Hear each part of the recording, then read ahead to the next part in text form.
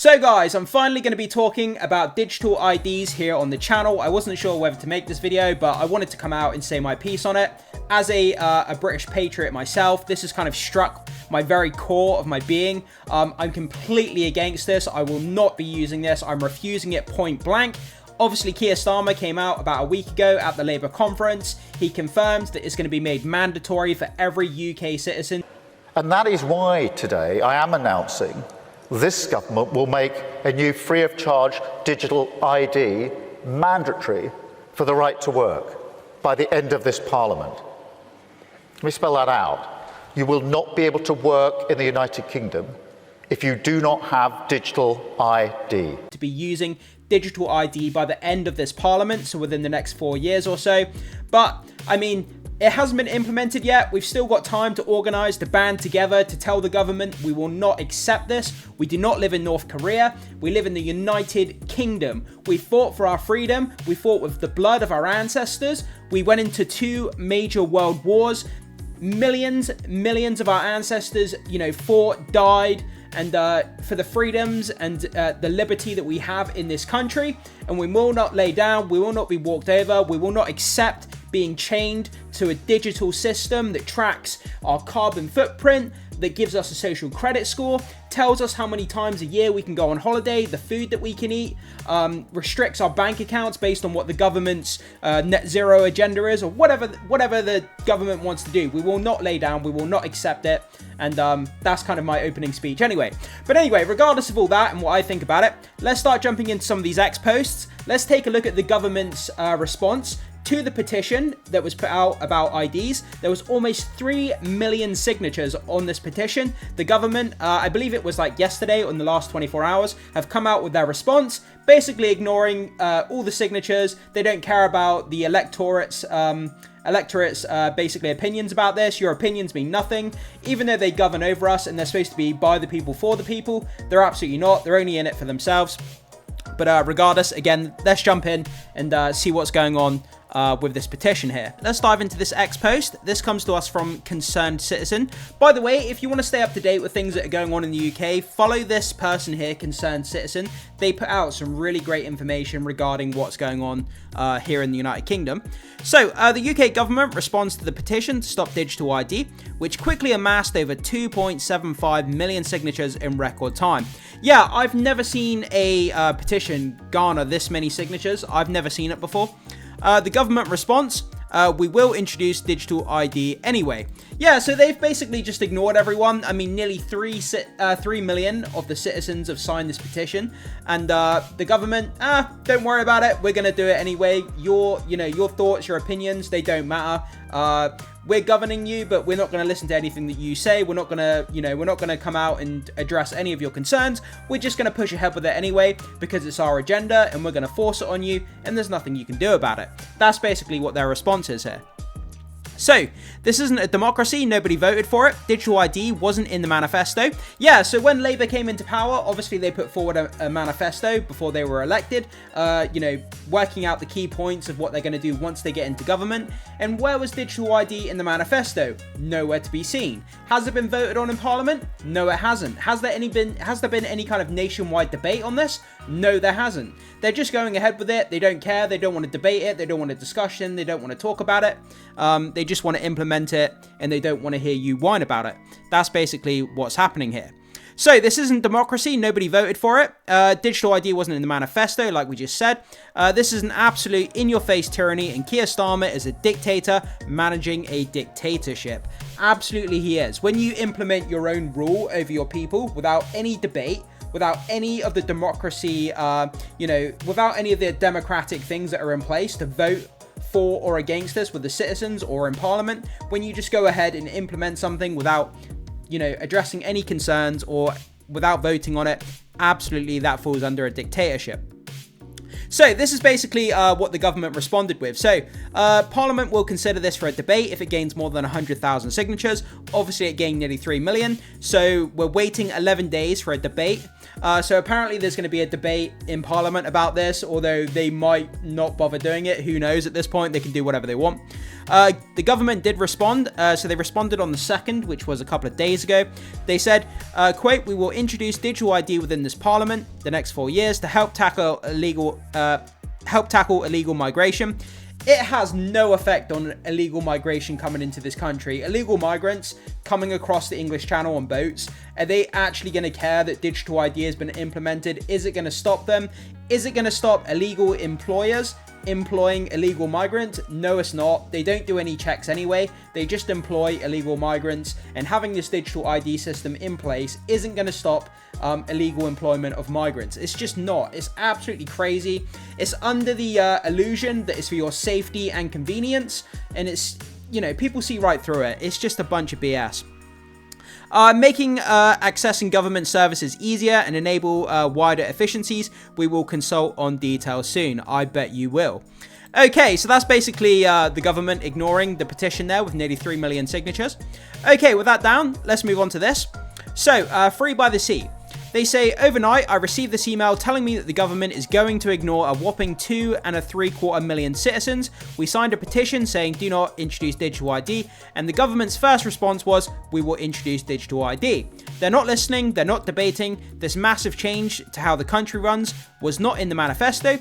We are living under a dictatorship intent on installing authoritarian control. Democracy is dead, and no, it won't stop the boats or protect us from the increasing number of atrocities we're enduring at the hands of our enemies.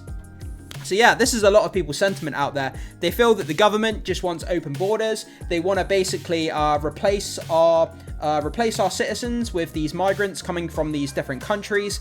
And, you know, our national heritage is in decline. Crime is on the rise. Everything is just going, you know, into the crapper, basically.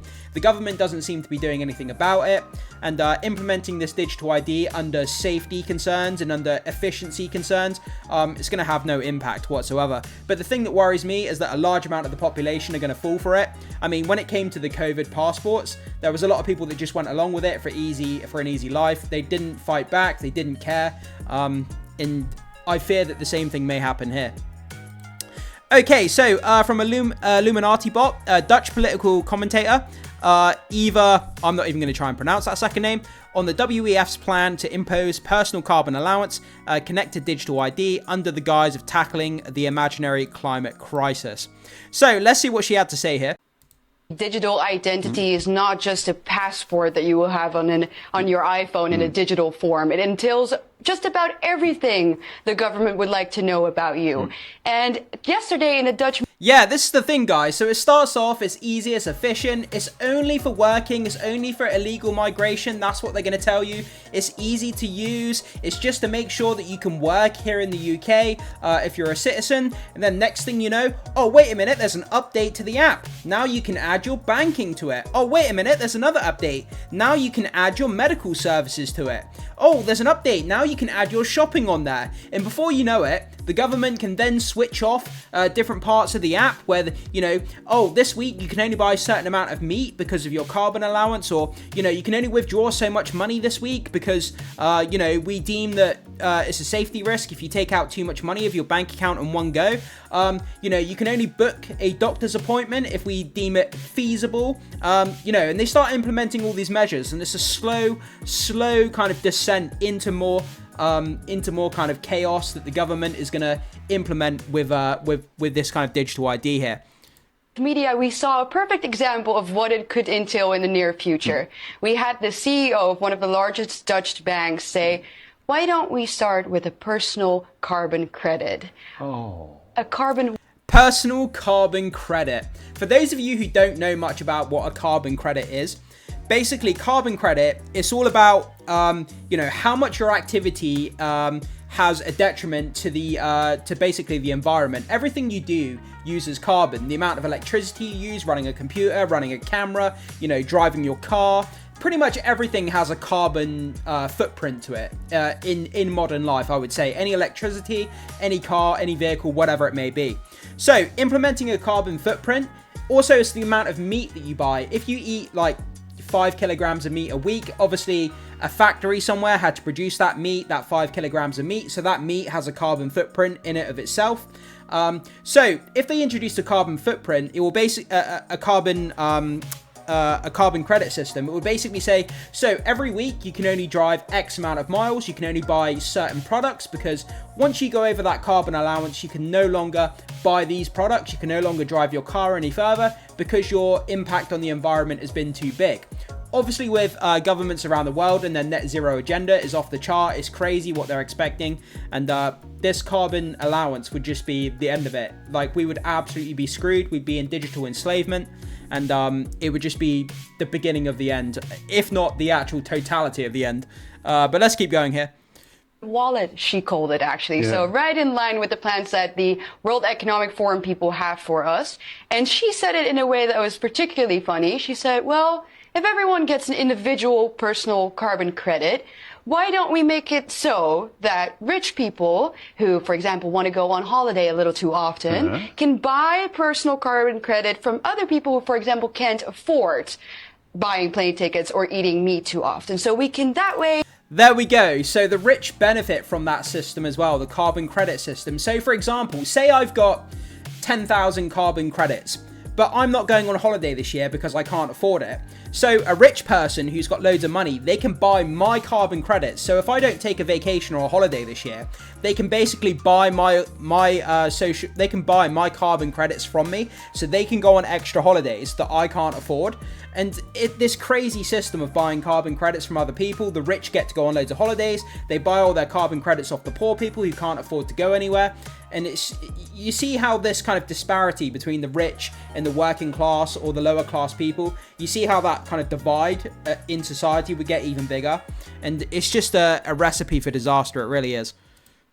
Swap it out. Oh, so if Bill Gates or Leonardo DiCaprio's carbon footprint is getting a bit too big, then some peasant living in his hovel up country somewhere can sell his, and he can't afford to go to Saint-Tropez, but he'll be able to sell his carbon allowance to... Yeah, so you'll be able to sell your carbon allowance to other people. This is going to create a black market. There's going to be so many loopholes around people, how they get around this. It's going to create an under kind of market, a black market. We've seen this with COVID vax passes, where, you know, all over Telegram there was a black market for COVID passes. The same thing would happen here with these carbon credits as well. There'll be a black market, people will be faking carbon credits, reselling them, and it's going to create more problems rather than just the problems on the surface level with the carbon credit system in general. But the black market is going to make it tenfold worse. But anyway, with that down, talking a bit about the carbon credit system, let's move on to the next post here. So, from Restore Britain, parliamentary opposition to digital ID is building. So, this is the great thing at the moment. This is why there's light at the end of the tunnel, because there's members of parliament from across different parties who are signing letters. They're banding together because the members of parliament don't want this either, from different parties. So, this one here says, Dear Prime Minister, we are writing to register our profound and passionate opposition to your reported plans for a compulsory UK-wide digital identity scheme. Such a policy would represent an unprecedented level of state control over British citizens. Absolutely agree with that. This is a fundamental change to the relationship between the individual and the state. It's dangerous, intrusive, and deeply un-British. Couldn't have said it better myself. It risks building the foundations of a surveillance state. That's exactly what it would be. One that would inevitably expand in scope over time, which is what we were just talking about. They add updates to the government app, the digital ID, and before you know it, every aspect of your life is monitored. We urge you to abandon these plans immediately. At the very best, you must commit to bringing any proposal before Parliament for full scrutiny and a free vote, which is something they've refused to do so far. There's been no vote in Parliament. And to fully consult the British public before attempting to impose such a drastic measure on a reluctant country. The British people do not want this, and the British people do not need this. Compulsory digital ID would mark a dangerous and permanent shift in the balance of power between government and the governed. Yeah, so this is basically a letter that all these members of parliament across different parties have put out to give to Keir Starmer to basically say, we don't want it, the people don't want it, the members of parliament don't want it, and at least if you are going to try and bring it in, at least let people vote on it if they want it or not, because it's a pretty damn important thing. Okay, so we've got a couple more posts to get to here before we finish off. So this one here gives us an example of what China and Chinese citizens have to put up with when it comes to their digital ID. So from Illuminati Bot, in China, citizens require biometric digital ID verified by facial recognition cameras to leave their neighborhood zones, the 15-minute cities. I'm sure you've all heard of that. Your digital ID will let you in and out of your 15-minute city, and if the government deem it so, you will not be able to leave the local area in where you live. If they want to put that restriction on your digital ID, you won't be able to leave your town and you'll be stuck and you won't be able to go anywhere. This girl keeps failing the facial recognition process, she is unable to leave her zone, coming to the West soon if we allow it. So let's check out this video quickly. So she's at the facial recognition scan to leave her area. And basically, it's kind of like being at the airport where it scans your face. Basically, it keeps failing and she's stuck in her 15-minute zone and she can't leave. And that's basically what's going to be coming here. If we continue to lay down and not do anything, this is going to be coming to the West. It's going to be coming to parts of Europe. It's going to be coming to the UK, potentially over in the US, although the US have the Constitution, so they're more likely to defend this kind of thing. We don't have a constitution here. We do have like the Magna Carta and stuff like that, but it's not as strong as the Constitution, I wouldn't say. We are the carbon they want to reduce. This must be the hill to die on. No digital ID ever. A Brit card, a progressive digital identity for Britain. Yeah, do not comply. This must be the hill we die on. Absolutely. If we let this come to fruition, I'm going to end on this kind of little monologue here. If we let this come to fruition, there's no end in sight to what the government can do with regards to intruding on our lives. They can restrict everything. So this is more important than anything in our lifetime. I think this is going to be the biggest battle that there is. There's going to be a lot of people that are going to have to band together. We're going to have to organize. We're going to have to, you know, form groups and kind of really fight back and do everything we can legally, non-violently, to make sure that this does not happen to our country. Because if it does, I mean, that's it. I mean, it's over. Western democracy is done. And it breaks my heart a little bit. I don't know what to say, and I'm getting a little bit upset talking about it. So, but yeah, guys, that's kind of where we are. So jump in the comment section. Are you from the UK, or are you observing from outside of the UK? What are your thoughts on this? Do you think the UK has basically fallen already because of people being arrested for their tweets and social media posts? And what do you think about this? I would love to hear your perspective on what the UK is doing and how it's going, and what you think about these digital IDs. Would you accept it? Would you go along with it? Or would you point blank refuse it? Whatever your thoughts are, guys, jump into the comment section, leave your thoughts, your comments, and your opinions. As always, would love to hear what you have to say. Thanks so much for being here. Make sure you hit the like button before you leave. Consider becoming a subscriber. I would really appreciate that, guys. It would really help out the channel, and it would go a long way to basically supporting everything that I do here.